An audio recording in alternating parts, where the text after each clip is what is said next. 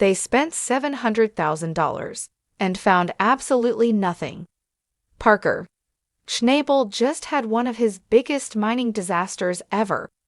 What was hyped as the richest ground they'd ever mined quickly turned into a logistical nightmare. Trucks broke down, mud took over, and deadlines slipped out of reach. This is the full story of how Parker's biggest investment became one of his biggest failures. At the heart of this operation was a dig site Parker's crew called Mud Mountain, a name that would prove to be painfully accurate. The plan was to reach deep into this ground and tap into a potentially massive gold payout. But before they could even get to the good stuff, there was a major obstacle in the way. Over 1 million cubic yards of overburden. That's the layer of useless dirt sitting on top of where the gold might be. Tyson Lee was the man tasked with the job. His mission was simple in theory. Strip the overburden, open the pay zone, and get the wash plants rolling. But the site conditions were anything but simple. Early on, the weather starts warming up. Snow from nearby hills began melting fast, sending water rushing down into the dig zone. Due to the mud, there's this big hole.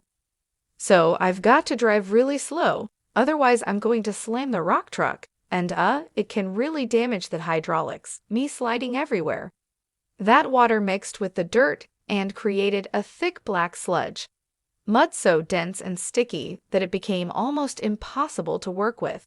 It wasn't just slowing down the machines, it was actively fighting back. As fast as they dug, the mud would slide right back in, refilling the same holes they just cleared. Within days, the site started chewing through equipment. 2 rock trucks went down early, each sidelined for 3 days. These trucks were meant to haul around 100 loads each day. So losing them meant hundreds of loads were instantly off the board. The timing couldn't have been worse, with melting snow increasing the amount of mud by the hour. Every minute lost to a mechanical issue meant the team would be playing catch up later in even worse conditions. To make matters worse, a large depression had formed in the middle of the dig site due to the unstable ground. Drivers were forced to slow down to a crawl to avoid damaging the hydraulics on the already overworked trucks. The site became a mess of narrow paths, deep mud, and constant slipping. It took everything just to keep 4 trucks moving at once, and this was only the beginning. To keep on track with Parker's 30-day deadline, Tyson's rock trucks need to dump at least 400 loads of overburden a day at the waste site. But with multiple breakdowns, Tyson is falling further and further behind. Parker had set a 30-day deadline to clear Mud Mountain and reach the gold beneath. To meet that goal, the crew needed to haul at least 400 loads of overburden every single day, a huge number even under ideal conditions. But things were far from ideal. Tyson, who usually worked on slewing gold rather than moving earth, now had to lead the crew through this mountain of mud. The learning curve was steep, and the one crew member with the experience to manage it all, Brandon, wasn't available. His absence left a major gap in leadership and know-how. Replacing that kind of experience wasn't possible on short notice, especially when the whole team was under pressure. As the days ticked by, the crew found themselves buried in more than just dirt. They were buried in setbacks, mechanical, environmental, and logistical. Just as things seemed to hit a breaking point, another issue surfaced. One of the newer drivers, Jordan, ran into mechanical trouble. His rock truck triggered its internal safety system, limp mode, a fail-safe that slows down the vehicle drastically when it detects serious problems. That truck was immediately taken out of rotation and sent back to the mechanic's yard for diagnosis. This marked the 3rd major truck taken offline in just a short period. Every truck that failed meant a loss of another 100 loads per day, and with the site's mud getting thicker by the hour, the future looked bleak. The crew was now falling dangerously behind schedule. The number of loads they still needed to haul was growing, but their resources to do it were shrinking fast. The team's mechanic, Mitch was now under major pressure. Keeping these machines operational in normal conditions is already hard, but in a place like Mud Mountain, it felt impossible. With 3 trucks already down and more showing signs of wear, his small yard was overwhelmed with repairs and breakdowns. And with each breakdown, the site's overall efficiency dropped. Delays began stacking on top of each other. Even when a truck got fixed, it had to be reintegrated into the rotation, and that took more time, more coordination, and more fuel. At this point, the crew was moving backward, faster than they were moving forward. Mud Mountain had officially turned into a full-blown disaster zone. The crew wasn't just behind. They were being outpaced by the mud itself. Every hour that passed meant warmer temperatures, more snowmelt, and deeper sludge. The math no longer added up. There weren't enough trucks. There weren't enough hours. And worst of all, they hadn't hit a single ounce of gold yet. All the fuel, all the repairs, all the manpower. They were burning through money at an alarming rate, and Parker's original budget of $700,000 was disappearing quickly into a hole with no gold at the bottom. This is what the scoreboard looked like. Mud Mountain 1, Parker's Crew 0. But after a rough stretch of mechanical issues and constant breakdowns, the crew finally managed to get every truck back in working order. It had been a long day in the yard, but the last repaired truck was now rolling back out toward the cut. With the full fleet finally back in action, Tyson now had a real shot at catching up. The operation had been stalled for too long, and every minute counted. Having all the rock trucks back on the move meant the team could start hauling serious amounts of overburden again and push toward Parker's looming deadline. It was a much-needed boost for morale. Getting every truck moving again wasn't just about progress. It meant they were one step closer to getting out of the mud pit and back to something that resembled normal mining. For Tyson, that meant getting back to what he was most comfortable with, working around a wash plant, instead of battling machinery in the middle of a swamp. By now, 2 weeks had passed since the crew first started digging at Mud Mountain. Progress had been painfully slow, but not without results. They were now 55 feet deep into the first half of the cut, closing in on what they hoped would be the layer of pay dirt beneath all the mess. The team was still in the dark about what was actually buried below the mud. Everything up to this point had just been talk in theory, but now they were close enough to find out for themselves. They needed to reach that bottom layer and pan it to finally see if Parker's hunch was right. There were rumors flying around the camp. Word was if they hit the right spot, there could be as much as 8,000 ounces of gold down there. That kind of payoff would blow past what Parker's crew had managed in previous seasons.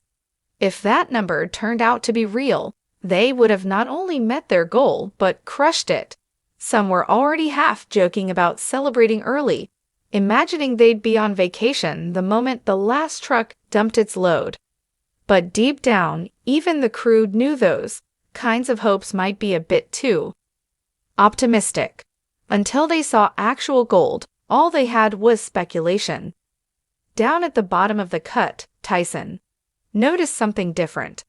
After fighting with nothing but wet muck for weeks, he finally saw what looked like bedrock. Not long after, a layer of gravel appeared, and that was a very good sign. If they'd hit gravel, chances were high that the gold wasn't far behind. That layer, known as paravel, is usually where gold settles after being pushed around by water for centuries. And on a site like Mud Mountain, where everything had been a battle, spotting gravel felt like finally turning a corner. He reached out to the rest of the crew to confirm what he was seeing. If it was gravel and it was sitting on bedrock, this could be their breakthrough. After all the breakdowns, all the delays, and all the slipping and sliding, There was finally something worth getting excited about. It had been a brutal week, but now, at nearly 60 feet down, the ground was starting to change. The only thing left to do was test it, grab a pan, wash out the dirt, and see if there was any gold hiding inside. Excitement started to build. Tyson and the crew grabbed their gear and prepared to do the first pan test from the bottom of Mud Mountain. The hope was that the drill samples taken earlier would finally match what was in the pan. If that happened, it would confirm that this cut wasn't just a giant mud pit. It was actually sitting on something valuable. After spending 2 full weeks knee-deep in sludge, surrounded by broken trucks and bad luck, the crew was more than ready to see some gold. So far, everything they'd laid eyes on had been nothing but thick black muck. But if the pan test showed color, it would mean all that hard work was finally paying off. Now it was time to dig in, swirl the pan, and see what came to the surface. The next few minutes would reveal whether this entire operation had been worth it, or if it was just another muddy misstep. As the gold pans were swirled and washed out, the truth came into view, and it wasn't what they were hoping for. The pay layer, which sat just beneath all that backbreaking overburden, turned out to be incredibly thin. It was less than 2 feet thick, and after all the effort, the first pan showed just a couple of tiny flakes. The second pan was completely empty, not even a glimmer. It was a crushing moment. They had torn up a massive cut, burned through fuel, snapped machines in half, and drained resources trying to reach this exact spot. Now, standing at the bottom of the cut, the payoff looked more like a let down. This wasn't just about a few disappointing flakes. It was about the risk Parker had taken. Every machine sent into that pit, every hour spent hauling mud, and every dollar used to keep it all going added up to a massive cost. By this point, Parker had already invested around $700,000 into Mud Mountain, and all they had to show for it were a few weak pans, with no gold in sight. It was time to let Parker know. The crew gave him the rundown. After all the effort, the best result from panning was just 2 small specks of gold. The rest of the pans came up dry. For a site that was supposed to be rich, this was a serious red flag. Parker wasn't angry, but he wasn't thrilled either. He admitted it made him uneasy. With all the drilling they'd done and the way the material looked on paper, they had expected to see much more in those pans. Even with a thin pay layer, there should have been some kind of result, something to prove that all the drilling and planning hadn't been for nothing. Instead, they were stuck with a bad feeling and a very expensive operation. At this point, there wasn't much they could do to change course. The money had already been spent, and the cut was already dug. The only option now was to run the material through a wash plant and hope that the pans were misleading. Sometimes fine gold can slip past during a pan test. It's rare, but not impossible.